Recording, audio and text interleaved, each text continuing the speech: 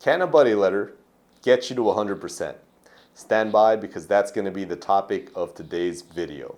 But first, let me introduce myself. My name is Mark. I'm a disabled veteran like many of you watching, and it took me about 10 years and a loss of close to $100,000 in unrealized benefit to get everything I deserve. And I make these videos in the hopes that you can get the education to win your claims for free, at least partially if it's possible. Now, if you need help, you don't want to do this on your own, you're confused, you don't have time, I run an education company called veterannexus.org. That's the website, at least. You can go there to sign up to talk to me or someone on my team, and we will help you through this process, because if you can't win for free, at least we can remove the pain and the time from the process. But sign up to talk to us. It's the place where veterans go to get the service they deserve and win their claims. So now that that plug is out of the way, let's talk about today's topic. Can a buddy letter get you to 100%? And the short answer is yes, I've seen that before, but there's a lot of caveats here, like anything else. So let me educate you first on what a buddy letter is, because it's one of those topics where everyone has their own opinion depending on who you talk to. VSOs, attorneys, lawyers, agents, and companies all have a different philosophy on this. And even within those groups, there's individual thoughts on if it's effective or not to use a buddy letter. So before I dive into this, I'm not a lawyer, attorney, accredited agent. None of this is legal advice. It is simply my experience to educate you. So take it as such. And let's kind of establish some concepts here before I talk about scenarios where a buddy letter is helpful and can get you to 100%, and when they're not helpful. So a couple things to keep in mind. One, buddy letters are very situational. A lot of people have different opinions, like I said. It really depends on what you're going for. Is it an increase, direct service claim? What type of condition is it? Who this person was to you at that time or in the current day. And that's the first thing that you have to manage when you're using a buddy letter. Like, is this going to help me? And the second thing is, it's been a long time for most of you getting a buddy letter. There's a chance that the person you're getting help from is not going to say something helpful to your claim. Or they're not going to want to write one because, to be honest, everyone's afraid the VA is going to call them. I've personally used buddy letters from other people. I've written buddy letters, and I've never been called by the VA, never heard about them. Honestly, they're probably too busy to call these people doing the buddy letters. They just take it as is and move on. Another thing to keep in mind here is the weighted process that I laid out in one of my videos. So most times a buddy letter is a supplement more than the thing that's going to help you win. So there's a dichotomy here. Can your VA rating get to 100% from a buddy letter? Yes, but most times it's just a supplement. It will make your claim heavier. Remember that. The heavier side on the scale wins. On one end is you, on the other end is the VA. Whoever's heavier will win, and you want your claim to be as heavy as possible. Buddy letters can make your claim heavier. So having established those things, let me go into these things. I have 3 situations where a buddy letter can be helpful, with some examples how they cannot be helpful. So a direct service claim. Let's say you're going for combat PTSD and you have no evidence that you were in combat. So I was in the Army, and for you Army cats watching, you all remember, especially the ones that served, it's 2023, the ones that served in the last 22 years or so. If you're an infantry guy, well, you already know the coveted CIB, right? Everyone wanted one of those. And you get one of those if you're in combat, but everyone else, for the longest time, got told to kick rocks. They got nothing. And eventually the Army came out with what's called the CAB, the Combat Action Badge, the CAB. And if you have a CIB or a CAB, right there's proof that you were in combat. So if you're going for combat PTSD, there you go. There's at least proof that you've been in combat. It's easier to prove if you have paperwork. There's your paperwork. But here's the problem. Depending on what unit you were in and what year you went, what was going on, some years they gave those things out like candy, CIBs, CABs, and some years you know, kind of that veteran humor going on. Some guys I know have been in tons of battles in contact with convoy operations and things like that and got nothing, right? They got no CAB, no CIB for whatever reason. That year they're being stingy with it.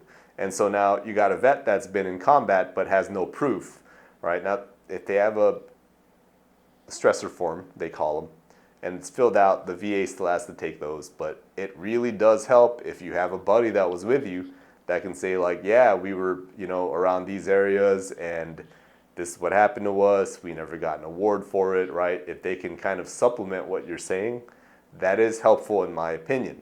I don't think the VA has, I'd be very surprised if the VA representative had access to, you know, routes from Iraq or Afghanistan and what years there were attacks and what units were there. I would be surprised if they had all that data and they actually used time to track that. I don't think they do. I think they'll just take your buddy's word for it, in my opinion. It is helpful in that situation to get a buddy letter, probably two guys that were there with you when it happened, or girls, right? So in that situation, yes, it is helpful. Maybe when a situation where it's not helpful is if you had a vet, a buddy, let's say that was, I don't know, 10 miles away and a different cop or a fob or something, and they're like, yeah, you know, Mark told me that he was on a convoy on this date and he got attacked. Well, buddy wasn't with me on the convoy, so how can he know? He just knows what I told him. In that situation, it's not that heavy, right? But if your buddy was like, yeah, we were in the same squad or platoon and we were going down on missions together, well, that's a little bit more credible. So let's talk about something else. Remember, this is a direct service claim, in this case, PTSD, as an example. Another one is the lower back, and then we'll go sleep apnea too, just to throw that in there. So for your lower back, a buddy letter that is helpful is I saw Mark get into an accident, or I drove him to the ER, or I saw him in crutches, or he was always sick call because of his lower back and I was there with him, right? If it's somebody like that, it's pretty helpful. They saw an event, right? They saw the aftermath of an event, so they can speak about what they saw and they were close to me. But if it's, let's say, a friend from a different platoon or something, and they're like, yeah, I saw Mark limp a couple times during active duty service.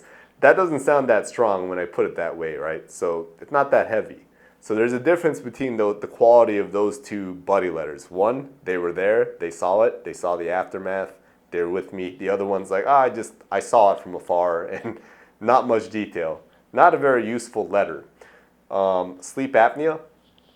Well, a lot of times vets will say, oh, I was snoring and I've got buddies that can prove it. So this is one of those situations where probability plays a factor. It's like, yes, they probably heard you snoring. Yes, they can write you a buddy letter.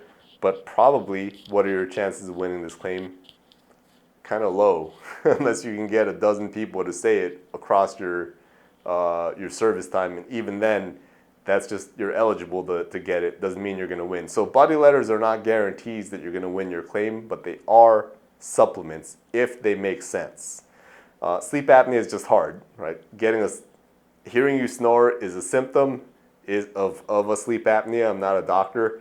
That's not medical advice, but that's what I hear a lot. But it's not a substitute for a sleep study or a CPAP machine. Now, if your buddy was like, yeah, I saw him use a CPAP machine. I don't know anyone that uses a CPAP machine on active duty, personally. But I'm pretty sure that's happened somewhere. And if your buddy can write you a letter like that and that they saw it, okay, maybe you have a shot, but that's a very rare occurrence. So that is a direct service claim. So other buddy letters that are not that useful in this situation are letters in which your friend from home or your family member from home wrote you a buddy letter from that time and barely saw you. It's like, okay, well, how can they write about your back pain if they didn't see it? Sometimes it helps, like let's say they saw you on leave and you're messed up from a mental health issue. Okay, that's a little different. You can see this is situational now. I'm not going to dive too deep into that. That's going to get too involved. I just want to give you that initial education so you can start thinking about buddies you can talk to? Will it be useful? Because you need to be educated. Depending on who you work with, if anybody, they're going to push you into one direction, and you need to know that no one cares about your claim more than you. And so if you're working with a company, an agent, a lawyer, a VSO that's saying, hey, they're a waste of time, maybe they're not, right? You need to be thinking about that and ask them, hey, I know this person, they can write me a letter, should I get one? And if they say yes, okay, cool. If they say no, ask them why. There you go. Depending on their answer, right? If you have education, you'll know if they're blowing smoke or if they're legit and they're telling you the right thing. So there's a lot of play there. But let's talk about secondary service connections. What are buddy letters good for in that situation? They're actually pretty useful because now your active duty stuff doesn't really matter. It just matters who can see your disabilities today. For example, in a secondary, you're saying that I have a new disability because of a service-connected disability. So if you have somebody you work with or somebody that you live with that can talk about, Mark had back problems, now he has knee problems. That's a bad example, right? That's a bad example. Let's say migraines because of a mental health issue, right? Okay, well, I don't have PTSD personally. I have like a different thing going on. But if I did, a common story I hear is when I hear a helicopter or I smell fire, let's say, I start remembering X thing that happened to me, and then I start overthinking it, and now I have headaches. I'm just making that up, right? That's not medical advice. And so if somebody sees that I live with in my household and they can write on it, here's how Mark's migraines happen because of his mental health issues, for example, well, there you go, right? That is pretty helpful. It's a supplement. That doesn't replace a Nexus letter or medical evidence, but it does show that there is something going on if the buddy letter is truthful. So not telling you to lie, right? You can't control what these people say. What they say is what they say. That's another thing here. You could waste your time doing this because they might write you something completely different to what you need. So secondaries, that's pretty cut and dry, right? It's just somebody that's present in the current day with you that can talk about what disability is giving you a new one.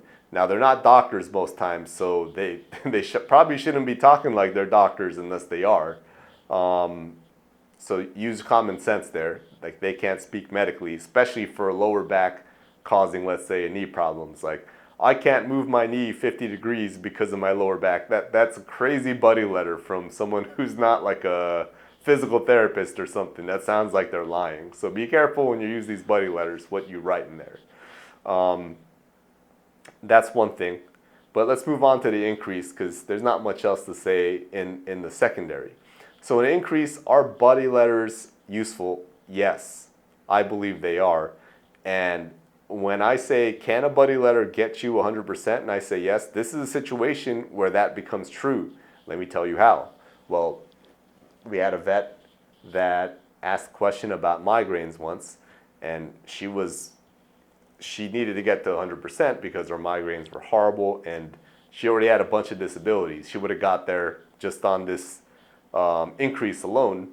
And after her telling the story of what was going on at work, it's like, it sure as heck sounds like you have a problem, and it's higher than what you have now.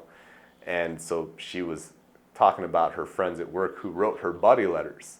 And it's like very useful for her because they were telling the VA things like, well, she has FMLA forms, she misses work, she had to shift to the night shift because she had to change to the night shift because the daylight was really messing with her. And she had her supervisor talking about the progression of her migraines causing her attendance problems. Like, sounds a lot like she's higher than whatever percentage she was at. And this veteran did end up getting what she deserved. That's one example. Another one would be maybe a vet that needs to get a rating for their mental health issues. And one thing that's been surprising in this process is how many ex-spouses are willing to write a buddy letter for the veteran, because unfortunately, the ex-spouse actually cared for the vet, just couldn't handle the situation anymore. and still love the veteran, and so they're willing to write them a buddy letter about how bad their problem was for that period of time they were married. So that is something that could help a veteran get to 100%. If not 100, then a much higher rating, right? Especially if they have no rating to begin with. Now, again, that's not legal advice right there. That's just things I've heard from my experience talking to vets. Take that for what it is and use the information to help yourself use a buddy letter. See whether or not it's for you. I don't think I have anything else to talk about in this topic. It can be a confusing thing, buddy letters, how to get them, if they're effective.